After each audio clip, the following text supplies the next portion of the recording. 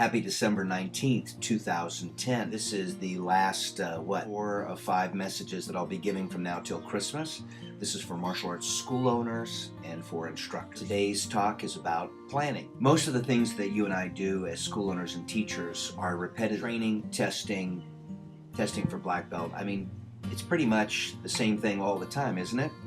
One of the things that you can do right now without barely any money, with few resources, is that you can, ESP the next year. You can lay out a year calendar and say, what's going to happen in December? Well, we know Christmas happens in December. What happens in October? Oh, we've got this holiday. And what happens? When do the kids get out of school? There. And if we were going to run a back to school or an out of school summer special, when would we begin to advertise that? Well, let's see. They get out of school there, so let's work our way back to there.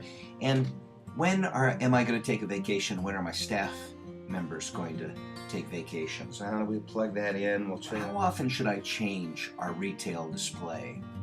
Well, let's do it at least once a month. I'd like to do it once a week, but let's schedule it in right now so that it's done. Okay. You see, you could almost look over your whole year and kind of plug in things you just absolutely know are going to happen. So let's say there are 52 weeks in a year. Half of those could be scheduled so that you know in advance what you have to do to get ready for it. The black belt test date set?